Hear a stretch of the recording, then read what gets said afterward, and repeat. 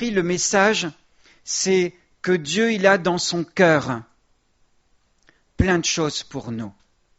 Dieu a dans son cœur, non pas de la condamnation, comme on le pense, comme beaucoup le pensent. Si vous interrogez des gens dans la rue, vous leur demandez ce qu'ils pensent de Dieu, ils vont vous dire « Oh Dieu, j'en veux pas, parce qu'il va m'interdire de faire des choses dans ma vie.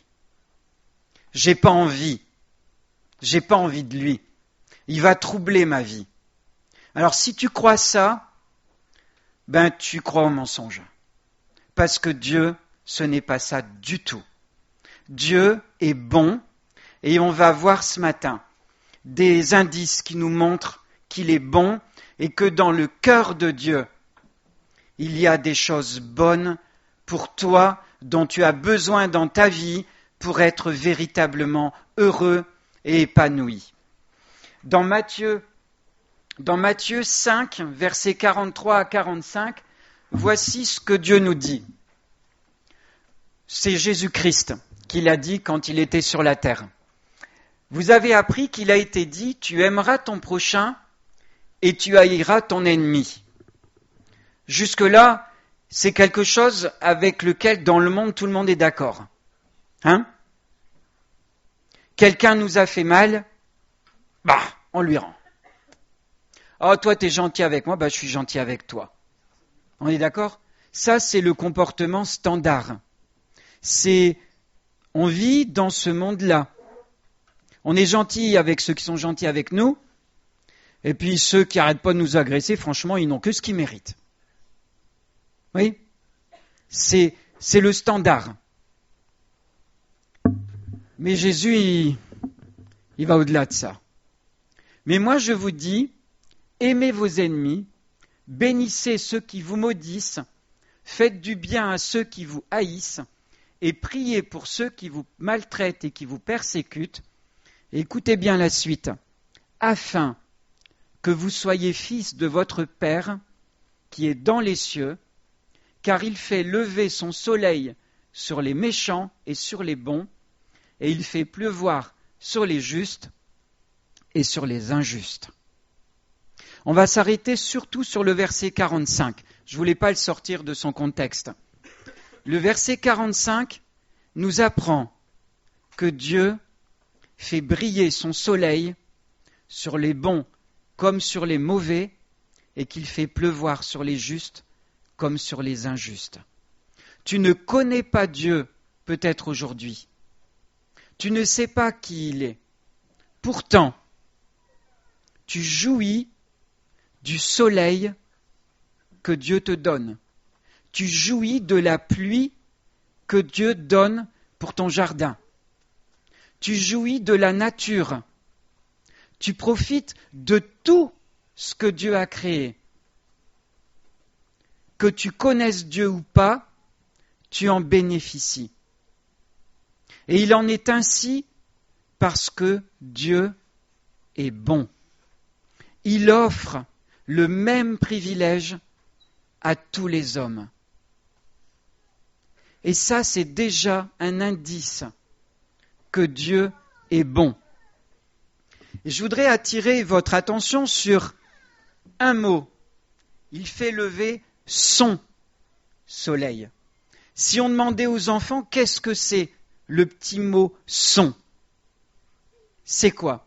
Oui, tu le sais? C'est quoi? Voilà. Ça veut dire que c'est le sien. C'est un pronom possessif. Ça veut dire que le soleil, il appartient à Dieu. Et il appartient à Dieu parce que c'est Dieu qui l'a créé. C'est Dieu qui a créé le soleil. C'est Dieu qui a créé l'univers. C'est Dieu qui a créé tout ce qu'on voit autour de nous. C'est Dieu qui l'a créé. Tu vas peut-être me dire, quand même. C'est l'évolution. C'est le Big Bang et tout ça. Nous, on n'y croit pas. On n'y croit pas. Pour nous, quand on regarde l'univers, quand on regarde les planètes, comment tout ça, ça tourne, quand on regarde les étoiles, quand on regarde l'infiniment grand, quand on regarde l'infiniment petit, on se dit que ce n'est pas possible que ce soit le fruit du hasard. Nous, on ne croit pas à ça. On croit bien plus que c'est Dieu qui a créé tout ça. Et pourtant, il y a des scientifiques au milieu de nous. Au milieu du peuple de Dieu, il y a des scientifiques. Et d'ailleurs, Paul nous a parlé dimanche dernier qu'il y a un scientifique chrétien qui est allé interviewer d'autres scientifiques réputés et qui leur a demandé, à propos des mutations génétiques, est-ce que vous pouvez me montrer une mutation génétique qui a permis de passer d'une espèce à une autre? Sur le coup, les scientifiques disent bien sûr, mais il y en a beaucoup, puisque c'est justement ce qui explique l'évolution. Alors, ce même chrétien scientifique leur a dit, donnez-moi un exemple, quelque chose qui a été réellement observé et qui prouve qu'on peut sauter d'une espèce à une autre grâce aux mutations génétiques. Et là, il n'y a rien à répondre, parce que ça ne s'est jamais produit. Jamais les scientifiques n'ont observé une mutation génétique qui permet de sauter d'une espèce à une autre. Et on n'en trouvera jamais. Parce que dans la Bible, dans la Genèse, Jésus, Dieu a ordonné d'engendrer selon son espèce. Et ça revient comme un refrain, qu'ils engendrent, qu'ils se multiplient selon leur espèce. On ne peut pas sauter d'une espèce à une autre, parce que Dieu, il a dit selon son espèce. Les misérables petites cellules vivantes n'ont jamais pu muter pour devenir un jour les êtres humains que nous sommes. Les singes n'ont jamais pu muter pour devenir les êtres humains que nous sommes aujourd'hui. Dieu nous a créés de toutes pièces.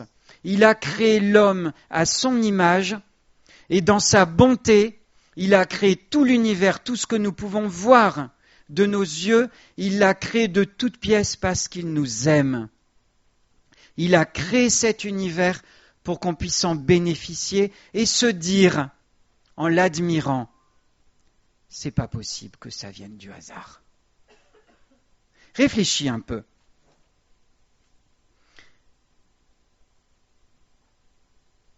Dans Romains 1,20, il est écrit « Les perfections invisibles de Dieu, sa puissance éternelle et sa divinité se voient comme à l'œil depuis la création du monde quand on les considère dans ses ouvrages. » Ça, c'est ce que je suis en train de vous dire. Si tu es objectif, si tu réfléchis un peu à tout ce qui t'entoure, si tu observes, tu vas forcément te dire, il y a un architecte derrière tout ça. Il y a un architecte qui est bon et qui me permet de bénéficier de tout ce qui m'entoure aujourd'hui. Vous savez, les hommes ont envoyé un télescope. Il y avait Hubble et ils en ont envoyé un nouveau, c'est James Webb. Et ils commencent à entrer en service et à nous envoyer des magnifiques photos. Il est là-bas, très haut, au point de Lagrange 2, et il nous envoie des magnifiques photos. Il commence des photos inédites d'un univers magnifique. Et si vous êtes honnête avec vous-même, vous ne pouvez pas vous dire que c'est le hasard qui a fait ça. C'est trop beau. Et si tu arrives à imaginer que c'est le hasard, alors tu vas réfléchir sur toi-même, ton corps. On va regarder le psaume 139, 13. C'est toi qui as formé mes reins, qui m'as tissé dans le sein de ma mère.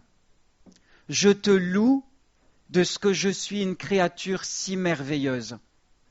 Tes œuvres sont admirables et mon âme le reconnaît bien. Mon corps n'était point caché devant toi lorsque j'ai été fait dans un lieu secret, tissé dans les profondeurs de la terre. Quand je n'étais qu'une masse informe, tes yeux me voyaient, et sur ton livre étaient tous inscrits, les jours qui m'étaient destinés, avant qu'aucun d'eux existât, que tes pensées, ô Dieu, me semblent impénétrables, que le nombre en est grand. Si je les compte, elles sont plus nombreuses que les grains de sable. Je m'éveille et je suis encore avec toi. Tu dois savoir une chose, c'est que quand tu étais dans le ventre de ta maman, Dieu te voyait déjà. Dieu voyait cette masse informe. Et c'est vrai qu'au début, on est une masse informe dans le ventre de notre maman. On est tous passés par ce stade. Mais Dieu te voyait déjà. Il savait déjà ce que tu allais vivre. Il savait déjà tout ce que tu allais ressentir. Et il savait que tu serais là ce matin pour entendre qu'il y a un Créateur qui a voulu que tu vives, que tu n'es pas venu au monde par hasard et que tu es aimé. Les enfants nous l'ont dit tout à l'heure. Tu as de l'importance, tu as de la valeur à mes yeux, tu as de l'importance et je t'aime. Et ce matin, Dieu te rappelle ou te dit ce message. Tu as de l'importance à ses yeux et il t'aime. Tu vas peut-être me dire, ouais, bon, moi je suis sceptique. Alors, on va encore avancer. Dans le psaume 94, 9, celui qui a planté l'oreille, n'entendrait-il pas? Celui qui a formé l'œil, ne verrait-il pas? Ces deux versets tout simples nous disent que c'est Dieu l'inventeur de l'oreille et que c'est Dieu l'inventeur de l'œil. Alors si tu es sceptique, je ne vais pas le faire ici, ça prendrait trop longtemps. Mais je t'invite à te renseigner dans des documentaires comment fonctionne l'oreille et comment fonctionne l'œil. Et après t'être vraiment documenté, si tu arrives encore à croire que c'est arrivé par l'évolution et par le hasard, alors ça devient compliqué.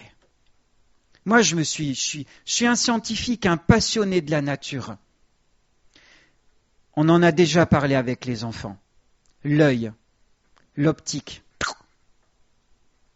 la lentille devant, les rayons qui convergent, les petits cônes pour voir les couleurs, les 3 couleurs qu'ils arrivent à détecter, les connexions au nerf optique, et j'en passe, il y a plein de détails. L'oreille, la chaîne des 3 osselets, le liquide qui est dans l'oreille, qui nous sert aussi à l'équilibre, et qui va transmettre le son, les vibrations qui sont transmises dans ce liquide, qui vont venir faire bouger des petits cils microscopiques, qui sont connectés aux nerfs auditifs, qui vont transmettre à notre cerveau le son qu'on entend. Et toute cette mécanique qui est en ce moment en train de fonctionner, les sons qui se forment dans ma bouche, ma langue, la cavité buccale qui va provoquer des ondes sonores qui viennent cogner votre tympan. Le tympan qui entre en vibration, qui génère les mouvements des 3 petits osselets et toute cette chaîne. Et le cerveau qui va analyser les sons. Et grâce à tout ce que vous avez appris dans votre enfance, ces sons vont se transformer en paroles qui prennent un sens grâce à tous les neurones qui sont dans votre cerveau et toute la banque, tout ce que vous avez accumulé au fil de votre vie, les mots qui ont des sens. Vous allez me dire que tout ça, c'est par hasard. Moi, je ne peux pas y croire. La Bible nous dit que celui qui a planté l'oreille, c'est Dieu. Celui qui a créé l'œil, c'est Dieu. Et il t'a donné tout ça, que tu crois en lui ou que tu ne crois pas, tu en bénéficies. Tu te rends compte de la chance que tu as. Dieu t'aime et il t'a donné des yeux, il t'a donné des oreilles, il t'a donné un corps. Et tout ça, ça fonctionne merveilleusement. D'ailleurs, pour nous rappeler que c'est merveilleux, de temps en temps, il y en a chez qui ça ne fonctionne pas bien. Et c'est l'exception qui confirme la règle. Et en fait, c'est que quand on est malade, qu'on se rend compte du privilège qu'on a d'avoir un corps qui fonctionne bien. N'est-ce pas? Dieu est merveilleux. Dans son amour, il nous a donné un corps qui fonctionne merveilleusement. Et on pourrait aussi parler de la sexualité, parce que vous croyez peut-être que ça c'est le malin, c'est le diable qui a fait ça. Mais non. La sexualité, son merveilleux fonctionnement, c'est Dieu qui l'a inventé. C'est pas le monde. Le monde, il a détourné la sexualité. Il en a fait quelque chose d'hideux. Mais à l'origine, c'était quelque chose de merveilleux. Et c'est toujours quelque chose de merveilleux. Et si vous réfléchissez un peu au fonctionnement de tout ça, vous allez vous dire, c'est quelque chose de merveilleux. La connexion entre ce qu'on ressent et les fonctions de notre corps. Comment voulez-vous que ça arrive par le hasard ? C'est pas possible. Et tu possèdes tout ça dans ton corps parce que ton Créateur, il t'aime et il a voulu te donner une vie belle. Une vie pendant laquelle tu peux jouir de tous ces sens, les 5 sens dont les enfants ont découvert ça dans l'escape game hier. Les 5 sens ont été sollicités. Vous avez vu des photos de ça. Vous savez les 5 sens. Vous croyez que un savant, le savant le plus haut, le plus réputé de la planète, vous croyez qu'il arriverait à fabriquer un être humain doté de ces 5 sens ? Moi, je ne crois pas. Et on n'est pas prêt de l'inventer. Dieu, dans son amour, nous a offert tout ça. Vous arrivez à imaginer ce privilège que vous avez, que j'ai, que tu as, d'avoir ce corps. Et le psalmiste, qu'est-ce qu'il a dit ? Je te loue, Seigneur, de ce que je suis une créature si merveilleuse. Mon âme le reconnaît bien. Cet auteur, il était réaliste. Il avait bien pris conscience, à l'intérieur, dans sa conscience, qu'il était une créature merveilleuse et que c'est Dieu qui l'avait créé. N'est-ce pas ? On va continuer dans Jean 10, 10. C'est Jésus qui le dit ça. Je suis venu afin que les brebis aient la vie et qu'elles soient dans l'abondance. Tu sais, pour que tu vives une vie heureuse, Dieu t'a donné toutes ses facultés. Il a voulu que tu vives ta vie à pleines dents, que tu la savoures. Il t'a donné tout ce qu'il faut. Il y a un mais, c'est qu'un jour le péché, il est venu dans le monde. Et il a tout saccagé. Et c'est pour ça qu'il y a la suite. Je suis le bon berger, je donne ma vie pour mes brebis. Il a fallu que Jésus vienne un jour pour que tout puisse être restauré. Pour que tu puisses le rencontrer, que tu puisses être lavé du péché. Et c'est pour ça qu'il a donné sa vie à la croix. Je ne vais pas détailler tout ça. On va continuer dans Luc, chapitre 4, verset 18. C'est Jésus, c'était quasiment ses premières paroles. Quand il est entré dans une synagogue, vous imaginez une réunion un peu comme celle-ci. On lui a donné un rouleau parce que la Bible n'était pas reliée comme ça aujourd'hui, c'était un rouleau. Et il a cherché où c'était écrit, et voilà ce qu'il a lu. L'Esprit du Seigneur m'a oint, l'Esprit du Seigneur est sur moi parce qu'il m'a oint pour annoncer une bonne nouvelle aux pauvres. Il m'a envoyé pour guérir ceux qui ont le cœur brisé, pour proclamer aux captifs la délivrance et aux aveugles le recouvrement de la vue, pour envoyer libres les opprimés, pour publier une année de grâce du Seigneur. Ce matin, tu te sens peut-être captif. Tu sens qu'en toi, il y a quelque chose qui ne va pas. C'est parce que tu as besoin de Jésus-Christ. Jésus-Christ, il est venu pour renvoyer libres les opprimés. Peut-être que tu dis à l'intérieur, mais je ne sens pas cette présence de Dieu. Tu te dis peut-être, mais s'il y en a, visiblement ils ont quelque chose que moi je n'ai pas. Ben tu as raison. Il te manque quelque chose. Il te manque cette présence de Dieu pour être heureux.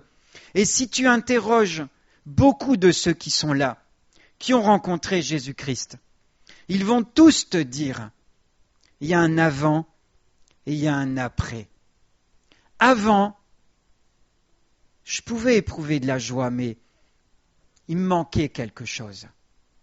Et quand j'ai rencontré Jésus-Christ, ça, j'étais captif et j'ai ressenti cette délivrance. J'étais malheureux et je suis devenu heureux. Il me manquait quelque chose au fond de moi et je l'ai rencontré en la personne de Jésus-Christ. Et c'est pas possible qu'on soit tous des illusionnistes. Il y a des millions et des millions de personnes qui ont rencontré Jésus-Christ et leur vie a été transformée. Et ça, c'est un miracle. C'est quelque chose qui n'est pas le fruit de l'évolution. C'est quelque chose qu'on ne peut pas fabriquer. C'est quelque chose qu'on ne peut pas acheter. On ne peut pas le trouver ici-bas sur la terre. C'est quelque chose qui va se produire dans ton cœur si tu t'approches. Si tu cherches Dieu, tu vas le trouver. Dieu est bon. Et tu dois te souvenir de tout ce que tu as entendu ce matin. Dieu, il t'a tout offert. Il t'a offert un corps merveilleux. Et ce corps, cet univers qui t'entoure, il faut que tu te dises, c'est pas le hasard. On avait une salle des horloges dans l'escape game, les enfants. Est-ce que c'est possible qu'il y ait une horloge qui soit là sans qu'il y ait un horloger qui l'ait créée, qui l'ait fabriquée? C'est pas possible. De la même façon, ton corps, l'univers qui t'entoure, n'est pas arrivé par hasard, c'est Dieu qui a créé tout ça. Il n'y a pas d'horloge sans horloger et il n'y a pas de corps sans créateur du corps. Il n'y a pas d'univers sans créateur de l'univers. Dieu t'a donné tout ça pour attirer ton attention, pour que tu te dises, Dieu existe. Et ce matin, on veut vraiment que tu repartes d'ici en te disant, ce Dieu, j'ai envie de le rencontrer. J'ai envie de le rencontrer. Et tout à l'heure, pendant c'est pas un apéro, un petit goûter, si tu as envie de discuter, si tu as envie d'avoir des expériences des uns et des autres, de comment ils ont rencontré Dieu, vas-y, mène ton enquête, interroge. Et tu verras qu'on a tous des expériences différentes. On a tous rencontré le Seigneur d'une façon différente. On a tous une vie différente. Mais on a tous rencontré Jésus-Christ. Et notre vie a été changée. Et elle a été changée et depuis, on continue encore de cheminer et on continue encore d'approfondir cette connaissance qu'on a de Dieu. Et plus on avance, plus on est convaincu que Dieu existe et qu'il est réel, que c'est lui qui a transformé notre vie. Et on pourrait tous témoigner d'expériences différentes. Certains ont été guéris, certains ont vécu des choses merveilleuses avec Dieu, des miracles dans leur vie. Et ça, sans Dieu, c'était pas possible de l'expérimenter. Donc Dieu est bon pour toi. Et l'apôtre Paul, un jour, il a dit aux Athéniens que Dieu veut qu'on le cherche en tâtonnant. Tu tâtonnes peut-être depuis un bout de temps. Parce que dans le monde qu'on vit, on ne peut que se dire, ça tourne pas bien. Il y a besoin de rencontrer quelqu'un. Et tu cherches en tâtonnant. Mais dis-toi une chose, c'est que si tu cherches de tout ton cœur, je peux te promettre que tu vas rencontrer Jésus-Christ. Si tu es sincère et que tu le cherches, je te le promets, tu vas le rencontrer. C'est pas possible autrement. Parce que Dieu se laisse chercher à ceux qui le cherchent. Jésus l'a dit, celui qui cherche, trouve. Et moi, dans ma vie, j'ai cherché et je l'ai trouvé. Et chaque fois que je veux trouver Jésus, que je veux le trouver, je le cherche et je le trouve. Et je le retrouve encore. Et je le retrouve encore. Parce qu'il est toujours là et il est merveilleux. Alors tu vas peut-être me dire, qu'est-ce qu'il faut faire? Alors on va lire la suite. Dans les Actes des Apôtres, chapitre 2, verset 37, l'apôtre Pierre, il avait fait un superbe discours, mieux que le mien. Beaucoup mieux que le mien. Et les gens qui l'ont écouté, c'est écrit qu'ils ont eu le cœur vivement touché. Ils n'en revenaient pas de ce qu'ils avaient entendu. Et ils ont dit, qu'est-ce qu'on doit faire? Alors Pierre, il leur a répondu. Et on va lire sa réponse. Après avoir entendu ce discours, ils eurent le cœur vivement touché. Et ils dirent à Pierre et aux apôtres, « Hommes, frères, que ferons-nous » Et Pierre, il leur a dit, « Repentez-vous, que chacun de vous soit baptisé au nom de Jésus-Christ pour le pardon de vos péchés, et vous recevrez le don du Saint-Esprit. » Ce n'est pas moi qui ai inventé cette réponse. C'est Pierre, et il a répondu ça parce qu'il était rempli du Saint-Esprit. Alors, qu'est-ce qu'il faut faire? Il faut se repentir. Ça veut dire quoi, se repentir? Ça veut dire venir à Dieu et dire à Dieu, jusqu'à aujourd'hui, je t'ai ignoré. Jusqu'à aujourd'hui, je ne savais pas que tu existais. J'ai vécu sans toi jusqu'à aujourd'hui. Et je te demande pardon. Tu m'as donné un cœur merveilleux. Tu m'as donné un univers merveilleux autour. Et jusque-là, j'ai pas compris que c'était toi qui m'offrais tout ça. Et je te demande pardon. Je veux te rencontrer. J'ai vécu sans toi jusqu'à aujourd'hui. Et je veux te rencontrer. Et si tu es sincère, si tu es sincère, il va se passer quelque chose dans ton être intérieur. C'est ce don du Saint-Esprit. C'est la présence de Dieu qui va venir en toi, et c'est cette présence qui va produire quelque chose de nouveau en toi. Et tu vas devenir quelqu'un de nouveau. Et ça, nous, on ne sait pas faire. C'est Dieu qui peut le faire en toi. Alors, je vais m'arrêter là. On va fermer les yeux. Je vais prier. Et si tu es d'accord avec ma prière, tu vas la dire à l'intérieur de toi. Et si tu es sincère, tu vas laisser Dieu agir dans ton être. Et quand tu vas repartir, tu ne vas pas repartir tout seul. Tu vas repartir avec la présence de Dieu dans ta vie. Et après, tu vas te laisser guider par ce qui se passe en toi. Tu vas être à l'écoute de Dieu. Dieu va te parler, tu vas l'entendre. Tu vas reconnaître sa voix. Et tu vas devenir quelqu'un de nouveau. Seigneur Jésus, tu es Dieu.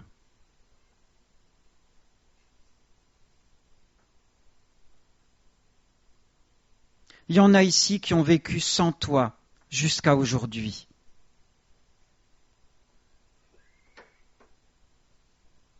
Et notre désir, Seigneur, c'est qu'ils prennent conscience que tu existes.